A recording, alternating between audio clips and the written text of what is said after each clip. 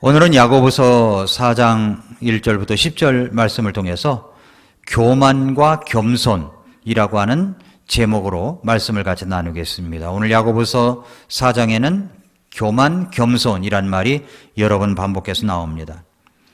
여러분, 친구 따라 강남 간다는 속담이 있죠? 이 강남을 어디를 말할까요? 여기 강남? 여기 말하는 겁니까? 강남? 여기 우리 교회가 있던 자리도 여기도 이 동네가 처음에는 강남구였습니다.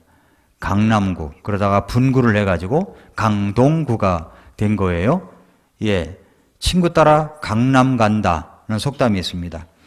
인생에 있어 친구는 매우 소중한 존재죠.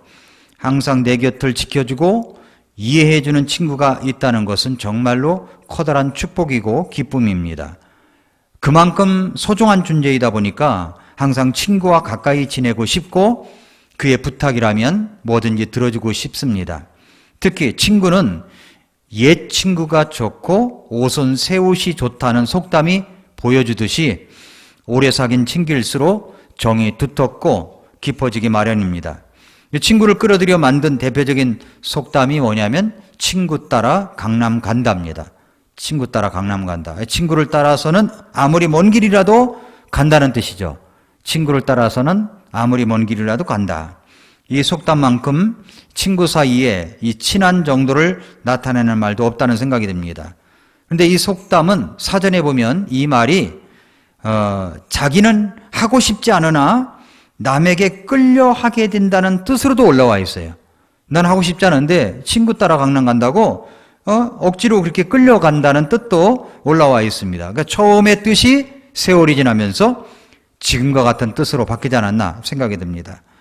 이 속담은 원래 이제 동무 따라 강남 간다 였다고 합니다. 동무 따라 강남 간다. 동무라는 말이 북한에서 많이 쓰게 하는 거잖아요. 그죠? 동무. 이러면은 이게 북한에서 온 사람 같이 생각되잖아요. 동무. 그래서 남한에서는 잘 안 쓰게 되었고, 덩달아 속담에서도 동무 대신 친구라는 말을 쓰게 되었습니다. 벗 따라 강남 간다도 있는데, 벗 역시 한자 말인 친구에 밀려가지고 잘 쓰지 않는 말이 되고 말았습니다. 그런데 이 속담에 나오는 강남은 대체 어디를 말하는 것일까요? 서울의 한강 남쪽에 있는 강남을 말하는 것일까요? 그때 당시에 서울의 강남은 1970년대 이후에 개발된 곳이기 때문에 그전에는 강남이라는 말을 그렇게 흔하게 쓰지 않았습니다. 속담에 나오는 강남은 한강의 남쪽이 아닙니다. 여기에서 나오는 강남은 중국의 양쯔강 남쪽을 말하는 거예요. 양쯔강 남쪽을 말하는 거예요. 그러니까 여기에서 나오는 강남은 봄이 되니까 강남 갔던 제비가 돌아온다고 할 때 강남도 역시 마찬가지입니다. 강남은 따뜻한 곳, 편안한 곳, 우리가 좋은 곳으로 생각하는 그런 장소를 말하는 거죠. 자, 오늘 말씀 야고보서 4장을 보면은 친구 따라 강남 간다는 속담이 생각나는 그런 말씀입니다. 그래서 야고보서 4장 4절에 그랬잖아요. 너희 가늠하는 남자들과 가늠하는 여자들아, 세상과 친구가 되는 것이 하나님과 원수가 되는 것인 줄 너희가 알지 못하느냐? 그러므로 누구든지 세상의 친구가 되고자 하는 자는 하나님의 원수가 되느니라 라고 했습니다. 그러니까 하나님과 친해지면 세상이 원수가 되고 세상이 나의 친구가 되면 나는 하나님의 원수가 된다는 말씀입니다. 친구 따라 강남 가는 거죠. 누구를 따라가느냐에 따라서 우리 인생이 달라지고 우리 운명이 달라지는 것입니다. 성경은 우리를 향하여 겸손한 인생을 살아가라고 말합니다. 사람이 겸손해야 하나님 앞에서 건전한 신앙생활을 할 수가 있고 믿음직스러운 신앙생활을 할 수 있는 것입니다. 나는 교만하지 않다라고 생각할지 모르겠지만 오늘 말씀을 통해서 우리의 겸손은 나에게 자리 잡고 있는지 한번 살펴볼 수 있기를 바랍니다. 자, 그럼 먼저 첫째로 교만과 겸손은 어떻게 시작이 됩니까? 교만은 어떻게 시작되고 겸손은 어떻게 시작될까요? 오늘 본문 말씀을 살펴보면 우리는 매일매일 전쟁 속에서 살아가고 있음을 확인할 수가 있죠. 교만과 겸손은 자기 마음속에서부터 시작되는 거예요. 교만과 겸손은 내적인 승리를 하느냐 못하느냐에 따라서 달라집니다. 먼저 내 자신과의 싸움에서부터 일어납니다. 그 싸움에서 내가 승리를 하느냐 못하느냐에 따라 교만해질 수도 있고 겸손할 수도 있습니다. 야고보서 4장 1절에 그랬잖아요. 너희 가운데서 전쟁과 싸움이 어디로부터 나느냐? 너희 지체 속에서 싸우는 너희의 정욕들로부터 나지 아니하느냐? 그렇게 이야기했어요. 플라톤이라고 하는 철학자가 이렇게 말했습니다. 모든 전쟁과 혁명의 근원이 욕심이다 그랬어요. 욕심. 키케로는 욕심은 증오를 낳고 증오는 전쟁을 낳는다. 바로 이 욕심이 개인을 망치고 가정을 망쳤으며 국가를 망쳤다라고 이야기를 합니다. 우리가 평화를 누리지 못하는 이유가 무엇 때문입니까? 자신과의 싸움 때문이에요. 자신과의 싸움. 그래서 평안을 누리지 못합니다. 왜 그렇게 싸움이 일어납니까? 내 안에서 막 싸움이 일어나는 게 이유가 뭐예요? 욕심 때문이죠. 욕심 때문에. 그래서 4장 2절에 너희가 욕심을 내도 갖지 못하고 죽여서 갖고자 해도 얻지 못하나니 너희가 다투고 싸워도 갖지 못함은 너희가 구하지 아니하기 때문이다 라고 했습니다. 우리 마음속에 욕심을 내도 갖지 못하는 것이 있죠. 다투고 싸워도 갖지 못합니다. 하와의 욕심은 무엇 때문이었습니까? 하나님과 같이 되고자 하는 것이었어요. 무엇 때문에 이런 싸움이 일어납니까? 우리의 이기심 때문이죠.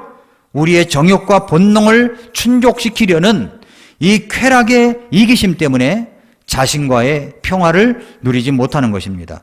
타인과 잘 다투는 사람을 보면 누구보다도 그 사람 자신의 내적인 갈등이 심한 것을 알 수가 있습니다. 또 하나 이제 교만과 겸손은 하나님과의 관계에 달려 있어요. 하나님과의 관계. 야고보서 4장 4절부터 6절에 보니까 너희 가늠하는 남자들과 가늠하는 여자들아 세상과 친구가 되는 것이 하나님과 원수 되는 것인 줄 너희가 알지 못하느냐? 그러므로 누구든지 하나님과 원수 되는 것인 줄 그러므로 누구든지 세상의 친구가 되고자 하는 자는 하나님의 원수가 되느니라. 너희는 성경 기록이 우리 안에 거하는 영이 시기하기까지 욕심을 내느니라 하고 헛되이 말하는 줄을 생각하느냐? 그러나 그분께서 더 많은 은혜를 베푸시나니 그러므로 그분께서 이르시되 하나님은 교만한 자들은 물리치시나 겸손한 자들에게는 은혜를 베푸느니라 말씀했습니다. 자, 하나님과 원수 관계로 있으면 새 친구를 얻게 돼요. 세 개의 친구를 얻게 된다는 겁니다. 하나님과 원수 관계에 있으면. 반대로 하나님과 가까이 하고 친하게 되면 그 세 개의 친구와 원수 관계가 돼요. 근데 하나님과 원수 관계가 되면 그 세 개의 친구가 나하고 친해지게 됩니다. 그 세 개가 뭐냐면 첫째로 세상이에요. 세상. 너희 가늠한 남자들과 여자들아 세상과 친구가 되는 것이 하나님과 원수가 되는 것인 줄 너희가 알지 못하느냐? 세상의 친구가 되고자 하면 하나님과 하나님의 원수가 된다고 그랬습니다. 오늘날 세상을 지배하는 삶의 형태는 반하나님적인 겁니다. 반하나님적인 거예요. 그리고 우리가 세상과 친구가 되려고 하는 것은 하나님과 원수가 되는 것입니다. 그러나 하나님과 친구로 지내면 세상이 원수가 됩니다. 자, 하나님의 친구 하면 누가 생각이 나요? 하나님의 친구라고 하면 아브람이죠. 아브람이 하나님과 친구. 세상의 친구 하면 누가 생각납니까? 아브람의 조카? 롯이죠. 롯. 그렇죠? 다시 아브람이라고 하면 하나님의 친구라고 기억됩니다. 롯 하면 그런 세상의 친구라고 생각이 됩니다. 그 롯은 내적, 외적 전쟁으로 말미암아 스스로 비참하게 되고 나중에는 파멸이 되죠. 세상과 친구가 된 사람은 세상을 사랑하게 되고 세상을 사랑하다 보면 세상이 이야기하는 소리를 귀담아 듣게 되고 그것을 따라하게 되고 본받게 됩니다. 세상의 정죄를 받을 때 함께 정죄도 받습니다. 이 원리를 잊지 마십시오. 하나님과 친구가 되면 세상을 멀리해야 합니다. 세상을 가까이 하면 하나님과 원수가 되게 됩니다. 원수 관계가 돼요. 여러분의 친구는 누구입니까? 하나님입니까? 아니면 세상입니까? 여러분의 이름을 떠올리면 어떤 생각이 드는 사람입니까? 하나님의 친구라고 생각이 들까요? 아니면 세상을 많이 닮은 사람이라고 생각이 들까요? 누구와 친구냐에 따라 교만할 수도 있고 겸손할 수도 있는 겁니다. 그러니까 이제 교만과 겸손이 갈라지는 게 세상과 어떤 관계냐는 거예요. 세상과 친구냐? 첫 번째고요. 두 번째는 뭐냐면 육신입니다. 육신. 1절을 보시면 너희 가운데서 전쟁과 싸움이 어디로부터 나느냐? 너희 지체 속에서 싸우는 너희의 정욕들로부터 나지 아니하느냐 그랬어요. 우리의 육신은 성령 하나님을 거스리는 대적의 관계가 있습니다. 대적의 관계에 있어요. 여러분은 본능의 요구대로 살고 있습니까? 아니면 성령님의 지배하심을 쫓아 살아가고 있습니까? 자, 성령님의 지배를 받는다라고 하는 것은 말씀의 지배를 받는다는 거죠. 말씀을 따라 살려고 하는 마음이 있는 것이 이제 성령의 지배를 받는 거죠. 여러분은 육신을 쫓는 사람입니까? 아니면 성령님을 쫓는 사람입니까? 로마서 8장 4절 6절에 보면은 이것은 육신을 따라 걷지 아니하고 성령을 따라 걷는 우리 안에서 율법의 의가 성취되게 하려 하심이니라. 육신을 따르는 자들은 육신의 일들을 생각하거니와 성령을 따르는 자들은 성령의 일들을 생각하나니 육신적으로 생각하는 것은 사망이요 영적으로 생각하는 것은 생명과 평안이니라 라고 했습니다. 육신을 따르는 결과가 뭐예요? 사망이에요. 사망. 영적으로 생각하는 것, 성령님을 따르는 것은 결과가 뭐예요? 생명과 평안입니다. 이 결과에 따라 나는 교만할 수도 있고 겸손할 수도 있는 거예요. 세상을 따라 살면요, 그리스도인이 세상을 따라 살면 이 땅에서 평안한 삶이 안 됩니다. 평안할 수가 없어요. 그래서 두 번째는 이제 육신이고 세 번째는 이제 마귀입니다. 마귀. 야고보서 4장 6, 7절에서 그러므로 그분께서 더 많은 은혜를 베푸시나니 그러므로 그분께서 이르시되 하나님은 교만한 자들을 물리치시나 겸손한 자들에게는 은혜를 베푸시느니라 하시느니라. 그러므로 하나님께 복종하라 마귀를 대적하라 그리하면 그가 너희에게서 도망가리라 그랬죠. 하나님을 적대하는 것은 세상과 육신입니다. 근데 마귀도 하나님과 대적을 해요. 마귀도. 하나님을 가까이 하는 사람에게는 영성이라는 것이 있어요. 영성. 감사와 겸손의 영성이 있습니다. 그러나 마귀의 속성이라고나 할까요? 그것은 바로 교만입니다. 마귀는 교만해요. 마귀의 속성입니다. 그래서 그는 하나님과 맞짱을 뜨려고 했습니다. 하나님과 비겨서 하나님의 자리에 앉으려고 하다가 그는 쫓겨나고 말았습니다. 그런데 성경에 그렇게 자신을 높이려고 했던 사람이 있죠? 요한 3서 9절 10절을 보세요. 요한 3서 9절 10절을 보니까 내가 교회에 썼으나 그들 가운데 으뜸이 되기를 좋아하는 디오드레베가 우리를 받아들이지 아니하니 그러므로 내가 가면 그가 행하는 행위들을 기억하리라. 그가 악한 말들로 우리를 헐뜯고도 그것으로 만족하지 아니하여 자신도 형제들을 받아들이지 아니하고 받아들이고자 하는 자들도 금하여 그들을 교회에서 내쫓는도다. 교회 안에 이런 사람이 있었다는 거예요. 디오드레베 같은 사람. 뭐예요? 으뜸되기를 좋아하는 거야.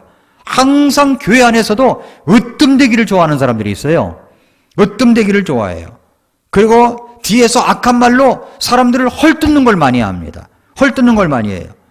그것도 만족하지 못하니까 교회에서 어떤 일을 열심히 하려고 하는 사람 보면은 내쫓으려고 하는 사람들이 있습니다.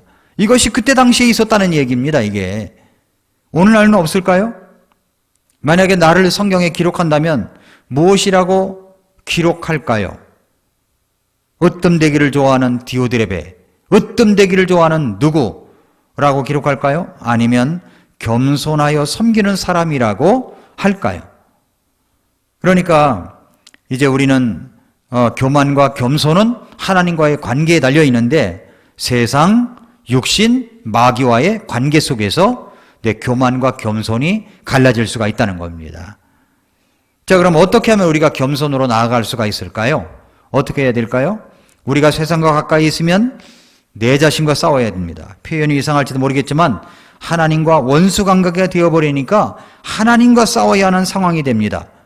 무엇보다도 마귀 사탄과 싸워야 되는데 야고보서 4장 4절을 다시 보세요. 너희 간음하는 남자들과 간음하는 여자들아 세상과 친구가 되는 것이 하나님과 원수 되는 것인 줄 너희가 알지 못하느냐? 그러므로 누구든지 세상의 친구가 되고자 하는 자는 하나님의 원수가 되느니라. 자, 이 내적 싸움에서 어떻게 하면 우리가 승리를 거둘 수 있을까요? 오늘 말씀에 그 해답이 있어요. 첫째가 뭐냐면 하나님께 복종해야 됩니다. 하나님께 복종해야 돼요. 7절을 보세요. 그러므로 하나님께 복종하라. 마귀를 대적하라. 그리하면 그가 너희에게서 도망가리라. 자, 복종이라는 말은 군대 용어입니다. 이 말의 뜻은 포로가 되었을 때 무조건 항복하는 걸 말하는 거예요. 포로가 어찌 항복하지 않을 수가 있겠어요? 우리는 우리의 교만한 이성과 논리의 종지부를 찍고 창조주 하나님께 복종해야 함을 말씀하고 있는 겁니다. 이유를 달지 말고 하나님의 말씀에 복종하라는 겁니다. 복종. 포로가 되었을 때 무조건 항복하는 거하고 똑같은 거예요. 하나님 말씀에 복종하래요. 그리고 마귀를 대적해야 됩니다. 대적. 그래야 마귀가 도망을 갑니다. 마귀를 대적해야 되는데 마귀가 가까이 와서 어깨동무를 해도 어깨동무를 하면 어떻게 할까요? 야, 친한 척하지 마. 내 팽개쳐야죠. 업어치기를 하든지. 근데 가만히 있으면 마귀가 어떻게 합니까? 나를 잡아먹어요. 목조르기도 할 수 있다고. 근데 마귀가 와서 귓속말을 할 때 뭐라고 하는지 귀담아 들을 필요가 있나요? 없습니다. 마귀가 속삭이면은 물리쳐버려야 돼요. 마귀는 우리의 욕심을 자극합니다. 소유에 대한 욕심이죠. 쾌락에 대한 욕심, 높아지려는 욕심. 리차드 포스터가 쓴 책, 돈, 섹스, 권력이라는 책이 있습니다. 돈은 중립적이죠. 돈은 밝은 면도 있고 어두운 면도 있습니다. 잘 벌어서 남주는 삶을 살면 그것이 돈의 밝은 면이죠. 그러나 잘 벌어서 내 욕심만 채우면 그것이 어두운 면입니다. 마귀는 우리가 그 어두운 면에 집중하기를 유혹하는 거예요. 마귀가. 여러분, 불이라고 하는 것이 일정한 용기, 난로나 그릇이나 어떤 용기 안에 있으면 우리가 유용하게 우리가 쓸 수가 있죠. 그러나 불이라고 하는 것이 그 용기를 벗어나 다른 곳에 있으면 화재가 일어나고 큰 손상을 입게 되는 겁니다. 마찬가지입니다. 또 이 성적이라는 것, 섹스라고 하는 것, 성이라고 하는 것이 부부관계 안에서 이루어지는 것이라면 아무 문제가 없어요. 그러나 그것을 벗어난 모든 것은 쾌락으로 가게 되어 있는 겁니다. 권력도 그래요. 내가 어떤 지위를 이용하여 사람들을 섬기고 돕는다면 그 권력은 참 좋은 겁니다. 그러나 그 권력을 가지고 그 힘을 과시하며 사람들을 억압하는 데 쓴다면, 어떻게든지 세금을 더 많이 걷어들이려고 한다면 그것은 올바른 정치가 아닌 거예요. 그건 마귀가 쳐놓은 그물에 걸리는 꼴이 되는 것입니다. 우리가 하나님과 원수가 되지 아니하고 내적인 싸움에서 승리하려면 먼저 하나님께 복종해야 됩니다. 복종이 뭐라고 그랬어요? 포로가 두 손 번쩍 들고 항복하는 거하고 똑같다고 그랬죠? 복종해야 됩니다. 복종은요, 내 마음에 들어도 안 들어도 그냥 하는 거예요. 나의 이성의 논리와 생각과 고집을 꺾고 하나님께서 말씀하시는 것에 절대 순종, 복종하는 겁니다. 그러면서 동시에 마귀를 대적해야 되죠. 마귀를 대적해야 됩니다. 대적한다는 말은 적극적으로 대적하라는 뜻입니다. 적극적으로. 여러분, 모기가 막 왱왱거리고 내 넘쳐서 딱 앉아요. 예? 내 팔뚝에 앉는지. 그러면은 가만히 보고 관찰하겠습니까? 빨아먹어라 내 피를. 그래요? 당장에 때려가지고서 잡아야죠. 피가 나더라도 잡아야죠. 마찬가지입니다. 나를 꺾으려고 마귀가 다가와요. 여러분, 또 개가 나를 쫓아옵니다. 개가 나를 물려고 해요. 그럼 가만히 어머 그러면서 막 도망가면서 물리고만 있겠습니까? 아니죠. 몽둥이가 있거나 짱돌이 있으면 엎드려가지고 짱돌을 짚고 때려야죠. 몽둥이를 잡고 때려야죠. 그래야 도망을 갈 거 아닙니까? 우선 방어수단을 해야죠. 마귀도 쫓아오려고 하면 어떻게 해야 됩니까? 우리는 엎드려야죠. 엎드려서 집린 심령이라도 하면 똥개는 도망가는 거예요. 자, 그럼 적극적으로 대처하라는 뜻입니다. 마귀가 쫓아오면 적극적으로 대처하라는 거예요. 적극적으로 대처하라.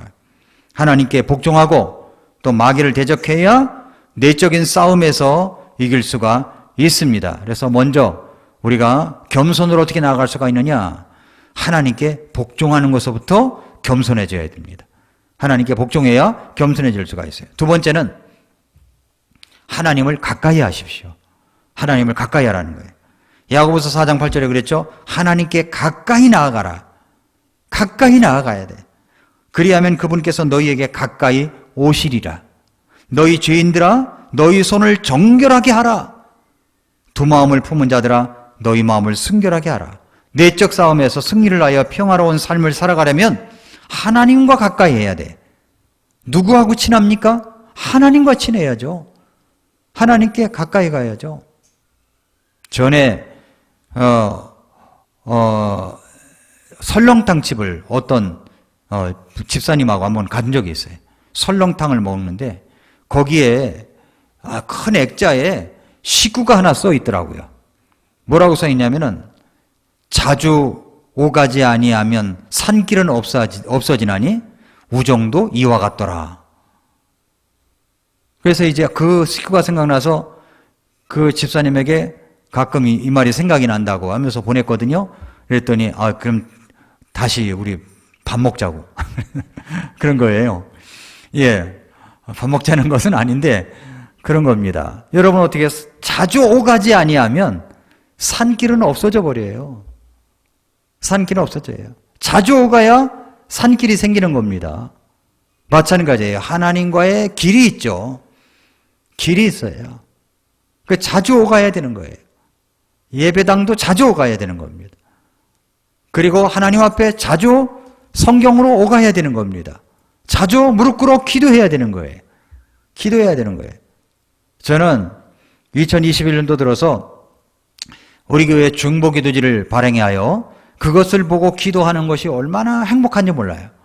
우리 성도님들의 형편도 알고 우리 성도님들의 기도 제목도 알고 그걸 붙들고 기도하고 그리고 제가 생각하는 것은 추가로 옆에 적어놓고 기도하고 그런 것이 얼마나 저는 행복한지 몰라요. 그래서 바인다에 지난번 회기 1, 4분기 때도 꽂아놓고 2, 4분기 때도 꽂아놓고 내가 기도한 흔적들 그대로 담아서 이용하고 있습니다.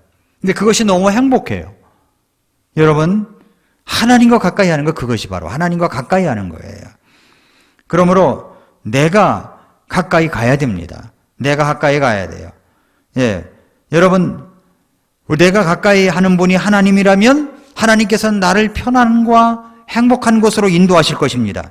그러나 그 친구가 가까이 하는 친구가 마귀라면 고통 있는 어떤 사건을 줄 것이고 결국은 우리를 무너뜨리려고 하는 그런 패망을 안겨줄 것입니다. 그러니까 하나님께서 주시는 시련은 교육용으로 내가 더 잘되게 하는 것이지만 마귀가 주는 그런 시험은 우리를 망하게 하는 목적이 있는 겁니다. 그걸 잘 알아야 돼요. 끝을 봐야 돼요. 끝을. 여러분은 하나님을 가까이 하고 있습니까? 하나님을 가까이 하고 있다는 것은 그것을 무엇을 보고 알 수가 있어요? 여러분의 무엇을 보고 알 수 있습니까? 하나님을 가까이 한다는 것은 무엇보다 예배죠, 예배. 하나님을 가장 소중한 분이시며 가치 있는 분으로 여겨드리는 그 예배에 바른 태도를 가지고 살아가는 사람이 하나님을 가까이 하는 거예요. 하나님을 가까이 하는 것. 코로나19가 예배 생활을 더 적극적으로 하게 만드는 사람이 있고요. 코로나19가 대면 예배가 아니라 비대면으로 예배한다, 온라인 예배를 한다고 하니까 그것이 사람을 게으르게 만드는 결과도 있습니다. 그러니까 전에는 수요일날 예배도 직장 끝나고 밥을 못 먹고도 참석하는 사람이 있었거든요. 근데 어느 날부터인가 편하게 느껴지는 거예요. 편하게 느껴지는 쪽으로 움직일 가능성이 있는 거예요. 뭐 가서 30분 앉아있고, 지금 늦었는데, 30분 앉아있자고 교회 가나? 계산하는 거죠? 그리고 이제 가는 거예요. 전에는 안 그랬어요. 그러나 어느 날부터 그렇게 계산하기 시작하는 겁니다. 하나님을 가까이 하는 거예요. 하나님을 가까이 하는 거예요. 그냥 뭐 집에서 드리지 뭐. 이런 편안함. 여러분, 하나님을 가까이 하면 하나님을 닮습니다. 하나님을 닮아요. 또 하나님의 따뜻한 사랑을 경험하게 되고 우리의 차가운 마음이 따뜻하게 될 수가 있습니다. 하나님을 가까이 하면 무엇보다도 지혜가 생깁니다. 지혜롭게 어떤 일도 대처할 수가 있습니다. 지혜가 얼마나 소중한 것입니까? 그 소중한 것을 얻을 수 있는 길은 지혜를 가지고 계신 그분을 만나야 얻을 수가 있는 겁니다. 하나님께 가까이 가면 지혜를 받을 수가 있어요. 기도 중에 떠오르는 생각도 있잖아요. 그런 것들은 노트에다가 적어 놓으셔야 되는 겁니다. 아이디어. 기도 중에 떠오르는 어떤 사람도 있잖아요. 그러면 전화를 걸어 본다든가 아니면 메시지라도 보내는 겁니다. 그게 하나님의 뜻인 거예요. 생각나는 것들. 그래서 우리가 매 순간마다 하나님 앞에 엎드리는 것도 가까이 하는 거죠. 그래서 하나님을 가까이 하십시오. 이것이 겸손으로 가는 길이에요. 하나님께 복종하십시오. 하나님을 가까이 하십시오. 마지막 세 번째는 회개하고 겸손하라는 겁니다. 4장 9절 10절에 보세요. 고난을 받고 애곡하며 슬피 울지어다. 너희 웃음을 애곡으로 너희 기쁨을 근심으로 바꿀지어다. 주의 눈앞에서 스스로 겸손하라. 그리하면 그분께서 너희를 높이시리라. 자, 스스로 겸손해야 되는데 누구 앞에서요? 주의 눈 앞에서, 하나님 눈 앞에서 스스로 겸손해져야 됩니다. 잘못한 일이 있을 때는 우리가 회개하고 엎드려야 되는 거죠. 예, 고난을 받고 애곡하며 슬피 울 때도 있고 우리의 웃음을 애곡으로 너희 기쁨을 근심으로 바꾸라고 얘기하는 거예요. 이게 무슨 말이에요? 우리가 범죄를 저질렀을 때 하나님 앞에 그 범죄를 자복하라는 거죠. 다윗이 범죄를 저질렀습니다. 우리아의 아내를 데려다가 간통을 저지른 거예요. 그것은 죄악이었습니다. 하나님께서 그런 글을 이렇게 말씀하셨어요. 사무엘하 11장 27절 후반절에 보니까 그러나 다윗이 행한 그 일을 주께서 기뻐하지 아니하시리라. 예, 다윗이 행한 그 일을 주께서 기뻐하지 아니하시느니라. 주님께서 기뻐하시지 않은 일들이 지금 이 시대에 얼마나 많이 일어나고 있습니까? 우리나라 헌법재판소에서는 간통이 죄가 아니라는 법을 만들어 놓은 거예요. 그 주님께서 기뻐하시지 않는 것을 판사들이 그렇게 대법관 판사들이 만들어 놓은 겁니다. 헌법재판소에 있는 사람들이 만들어 놓은 거예요. 저는 이런 사람들 하나님께서 심판하신다고 생각합니다. 간통이 죄가 아니라고요? 하나님 앞에 죄입니다. 그건 가정을 허무는 거잖아요. 동성애를 옹호하는 법안을 만들려고 합니다. 그건 주님께서 기뻐하시지 않는 거예요. 지금도 들키지 않아서 그렇지 저지르는 수많은 죄악들을 주님은 기뻐하시지 않아요. 뉴욕타임즈에서 내로남불이라는 말을 썼더라고요. 예, 영어로다가 내로남불이라고 써놨더라고요. 여러분, 주님은 기뻐하시지 않는다. 이게 사소하게 들립니까? 이 표현이 사소하게 보여요? 그렇지 않습니다. 그 말씀은요, 엄청난 징계와 심판을 몰고 왔습니다. 다윗이 우리의 아내를 범하고 나서 어떠했습니까? 그의 주변은 온통 싸움뿐이었어요. 그는 먼저 자신과의 싸움을 벌였죠. 밤잠을 이루지 못했습니다. 눈물이 요를 적시며 갈등과 번민으로 밤을 지새웠어요. 시편 38편 2절부터 10절에 보니까 주의 화살들이, 한번 열어보세요. 시편 38편을. 이건 좀 다윗이 이야기한 거니까 한번 볼 필요가 있습니다.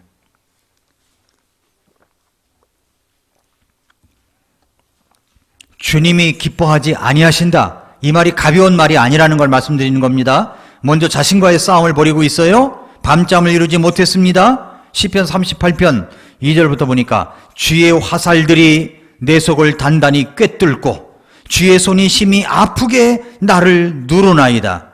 주의 분노로 인하여 내 살에 성한 곳이 없으며 나의 죄로 인하여 내 뼈에 안식이 없나이다. 내 불법들이 내 머리 위로 넘어갔으니 그것들이 무거운 짐 같으므로 내가 감당하기에 너무 무겁나이다.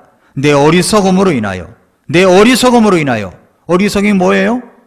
말씀했잖아요. 어리석음으로 인하여 내 상처들이 악취를 내며 썩었나이다. 내가 고통을 받으며 몸이 심히 구부러지고 종일토록 애곡하며 다니나니 내 허리에 견딜 수 없는 질병이 가득하고 내 살에 성한 곳이 없나이다. 나는 연약하고 심히 상하였으며 내 마음이 불안하여 내가 신음하였나이다. 주여 나의 모든 소원이 주 앞에 있사오며 나의 신음하는 것이 주께 감춰지지 아니하였나이다. 내 심장이 헐떡거리고 내 기력이 나를 떠나며 내 눈에 빛으로 말하건대 그것도 나를 떠났나이다. 이 심정 여러분 생각해 보셨어요? 이런 모습들 왜 그래요? 여러분 살에 성한 곳이 없고 뼈에 안식이 없고 머리와 심정은 무거운 돌덩이 누르는 것 같고 상처들은 악취를 내고 썩어가고 종일토록 애곡하고 지내고 허리 통증으로 견딜 수가 없고 마음이 불어내가지고 신음하고 심장은 얼떡거리고 기력은 떨어지고 이런 증상들 왜 그래요? 주님이 기뻐하시지 않는다고 하는 그 단어 속에 다 들어가 있는 겁니다. 그 결과예요. 그 결과로 일어난 모습들입니다. 시편 32편 3, 4절을 보세요. 시편 32편 3, 4절 내가 잠잠할 때에 하루 종일 신음하였으므로 내 뼈가 새어였나니 밤낮으로 주의 손이 나를 무겁게 누름으로 내 진액이 여름 가뭄으로 변하였나이다. 여러분 가뭄이 들어 강바닥이 쩍쩍 갈라듯이 타들어가는 그의 마음을 생각해 보세요. 다윗의 주변 사람들 부하들도 평안치 못했습니다. 그들은 죽이고 또 죽이는 음모가 일어났습니다. 계속하여 그는 하나님과 싸움을 하고 있었습니다. 자신과의 싸움, 하나님과 싸움을 하고 있는 거죠. 그러던 어느 날 그는 나단 대언자의 도움으로 하나님께 항복을 합니다. 나단 대언자가 죄를 지적하면서 하나님의 심판을 알릴 때 다윗은 항복했어요. 항복. 그 앞에 무릎을 꿇고 자신의 죄악을 회개했습니다. 하나님 앞에 머리를 숙였습니다. 자신이 얼마나 철저한 죄인인가를 고백했습니다. 그것이 바로 시편 51편이에요. 오 하나님이여 주의 인자하심에 따라 내게 긍휼을 베푸시며 주의 친절한 긍휼의 풍성함에 따라 내 범법들을 치워주소서. 내 불법에서 나를 철저히 씻기시며 내 죄에서 나를 정결하게 하소서. 내가 내 범법들을 시인하오니 내 죄가 항상 내 앞에 있나이다. 내가 주께만 오직 주께만 죄인이 오니 죄를 짓고 또 주의 눈앞에서 이 악을 행하였사오니 이로써 주께서 말씀하실 때 의롭게 되시고 판단하실 때 깨끗하시리이다. 보소서 내가 불법 가운데 형성되었으며 내 어머니가 죄 가운데서 나를 수태하였나이다. 그러니까 모태에서부터 나는 죄를 갖고 태어났다는 거죠. 그는 하나님 앞에 얼마나 큰 죄인인지 자신은 불법 가운데서 만들어졌다고 모태에서부터 죄인이었다는 사실을 고백하며 용서를 구했습니다. 우슬초로 나를 정결하게 하소서. 내가 깨끗하게 되리이다. 나를 씻기소서. 내가 눈보다 더 희게 되리이다. 그렇게 진실하게 회개하는 다윗을 하나님은 기다렸다는 듯이 그를 용서해 주셨습니다. 사랑하는 성도 여러분, 교만과 겸손 사이에서 우리는 어떻게 겸손한 인생이 될 수가 있습니까? 하나님께 복종하는 겁니다. 하나님께 복종. 그리고 하나님을 가까이 하는 거예요. 가까이 하는 것. 잘못된 죄악들에 대해서 하나님 앞에 철저하게 회개해야 됩니다. 하나님을 기쁘시게 할 것이 무엇인가를 생각하고 행해야 되는 겁니다. 하나님께서 말씀하시기를 나 너 하는 것 전혀 기쁘지 않은데 이게 가벼운 말이 아닌 거예요. 그러니까 다윗이 한 것을 하나님이 기뻐하지 아니하셨다고 그랬는데 그 속에는 엄청난 고통과 심판이 담겨져 있잖아요. 징계가 담겨져 있잖아요. 나 네가 하는 것 별로 기쁘지 않은데 이 말이 정말로 무서운 말인 겁니다. 그러므로 잘못했을 때는 하나님 앞에 즉각적으로 자백을 해야 되는 겁니다. 자백을 해야 돼요. 세상과 가까이 지내며 웃음 짓고 기뻐하던 그 가증스러운 모습을 또 하나님과 원수된 모습을 애곡으로 근심으로 바꾸어서 회개해야 되는 겁니다. 그러므로 우리는 스스로 겸손하게 하십시오. 스스로 겸손하게 하십시오. 10절 보세요. 야고보서 4장 10절에 주의 눈앞에서 스스로 겸손하라. 스스로 겸손하라. 하나님의 눈앞에서 스스로 겸손하라. 그리하면 그분께서 너희를 높이시리라. 하나님께서 우리를 높이시는 그런 저와 여러분들이 될 수 있기를 바랍니다. 기도하겠습니다.